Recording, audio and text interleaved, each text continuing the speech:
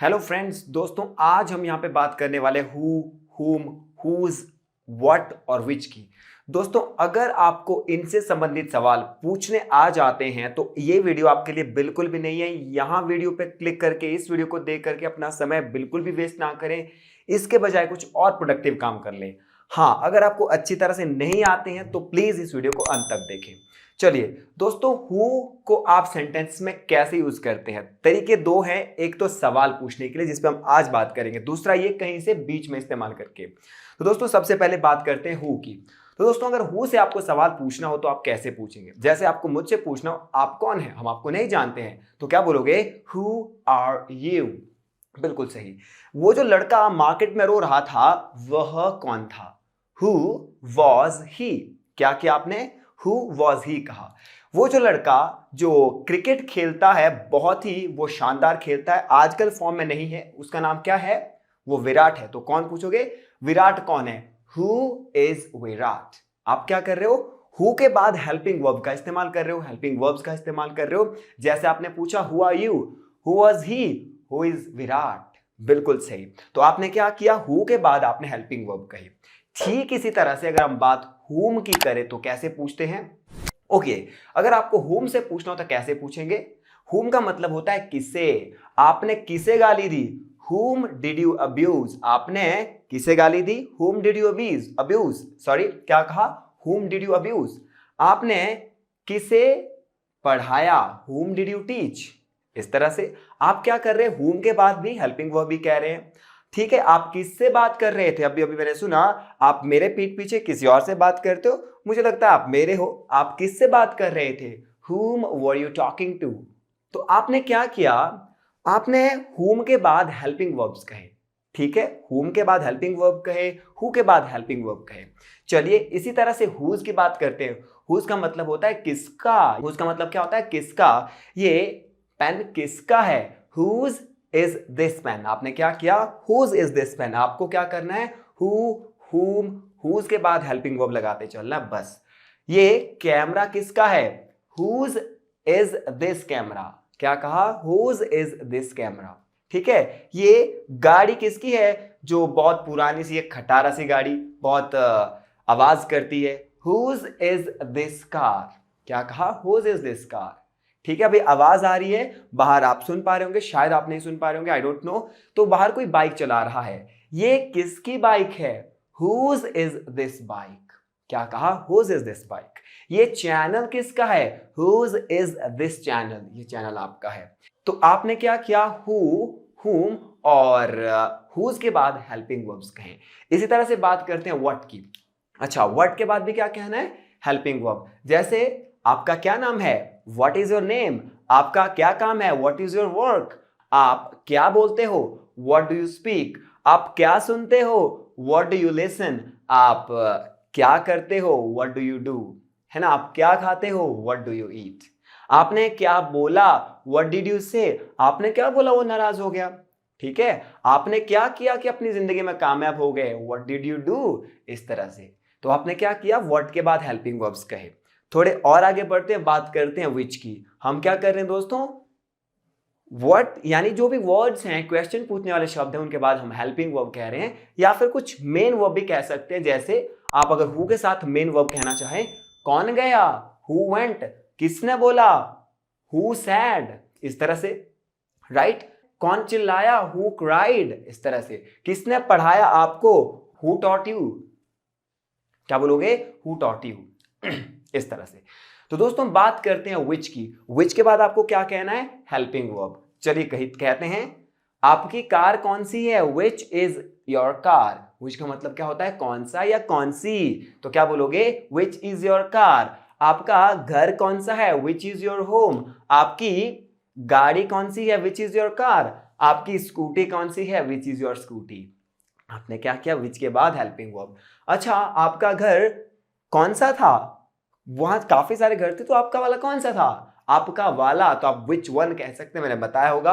वाला वाली के लिए आप क्या कहेंगे? One. So which one was your home? आपने क्या कहा? Which one was your home? इस तरह से। तो आपने क्या किया दोस्तों? बिल्कुल समझते हैं अब चीजों को। आपने क्या किया? हु, हुम और हुज के बाद आपने क्या किया, और एक वर्ड और था व्हाट, इसके बाद और एक और था विच।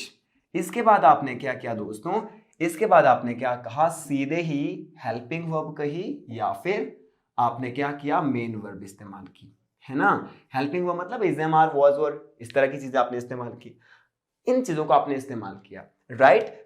अगर आप ऐसा कुछ करते हो तो हम उन्हें क्या कह देते हैं, जब आप इन वर्ड्स के बाद हेल्पिंग वर्ब या मेन वर्ब कहते हैं तो हम उन्हें बोलते हैं इंट्रोगेटिव प्रोनाउन। बट आज का टॉपिक वो नहीं है, ये तो अभी आता है आपको, ये तो आता है आपको। आज का टॉपिक है कुछ और। इन सब चीजों के बाद कोशिश करते हैं नाउन कहने की।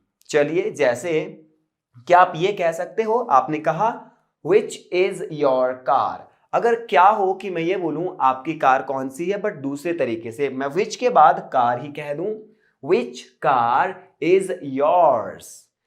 और बनाते हैं, आपका कैमरा कौन सा है, विच कैमरा इज योर्स। आपका घर कौन सा है, विच के बाद नाउन कहना है, यानी जगह, वस्तु या किसी जगह, वस्तु या व्यक्ति का नाम। आपका घर कौन सा है, विच house, which home is yours.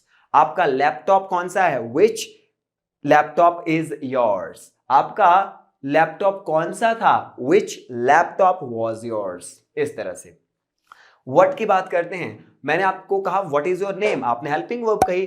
अब लगाते हैं नाउन, आप कितना, जैसे मैं पूछूं टाइम कितना हो रहा है भाई, यानी कि टाइम कितना है, यानी क्या टाइम है, आपको व्हाट के बाद कहना है time, what time is it. क्या बोलोगे, व्हाट टाइम इज इट, इस तरह से, व्हाट टाइम वाज इट, इस तरह से। तो आपने क्या किया, व्हाट के बाद टाइम कहा, जो कि एक नाउन है, यानी व्यक्ति, वस्तु या जगह का नाम है।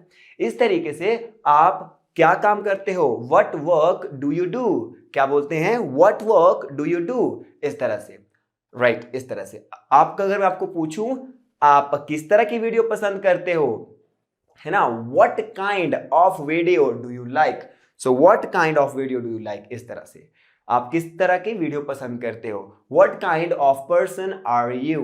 तो आपने काइंड कहा, है ना, तो इस कंडीशन में आप क्या कर रहे हो, इन सभी चीजों को एक इंट्रोगेटिव एडजेक्टिव की तरह इस्तेमाल कर रहे हो। चलिए देखते हैं हुज के साथ नाउन लगा करके। इससे पहले आपने किया हुज के साथ वर्ब लगा करके, जैसे हुज इज दिस लैपटॉप, इस बार लैपटॉप लगाइए हुज के साथ यहां पे, ठीक, हुज लैपटॉप इज दिस, समझ गए, हुज लैपटॉप इज दिस। ये प्रोजेक्टर किसका है, हुज प्रोजेक्टर इज दिस, इस तरह से। ये कैमरा किसका है, हुज कैमरा इज दिस। ये चैनल किसका है, हुज चैनल इज दिस, है ना।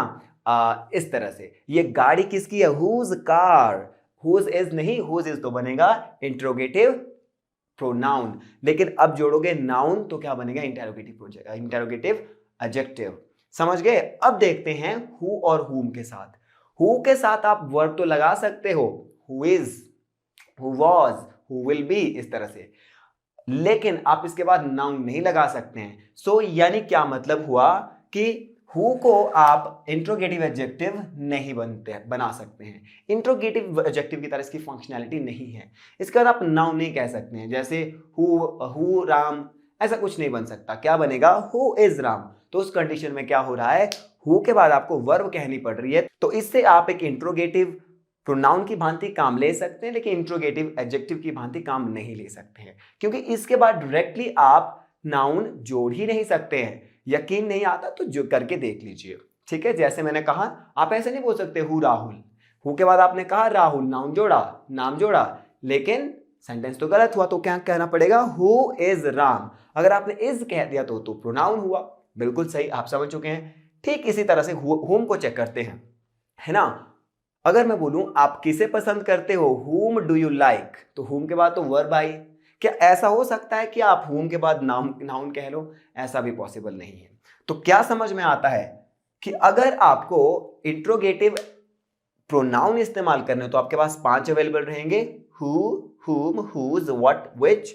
बट अगर आप इंट्रोगेटिव एडजेक्टिव्स कहना चाहते हैं तो आपके पास सिर्फ 3 शब्द रहेंगे, हुज, व्हाट, व्हिच। अगर आपको याद हो तो मैंने आपको प्रोनाउन क्लास में सिखाया था कि जिसे ये पंजा दिख जाता है उसे इंट्रोगेटिव प्रोनाउन याद नहीं हो जाते हैं, बल्कि समझ आ जाते हैं। सो हु, हुम, हुज, व्हाट, व्हिच। आज करते हैं 2 को कैंसिल, तो क्या बचेगा, व्हाट, विच, हुज। तो जिसे ये जो 3 उंगलियां ना दिख जाती हैं उसे क्या होता है, उसे इंट्रोगेटिव एडजेक्टिव समझ में आ जाते हैं। तो ठीक है दोस्तों, इस वीडियो में इतना ही। जल्द आपसे मिलूंगा अगली वीडियो में, तब तक के लिए जय हिंद, जय भारत।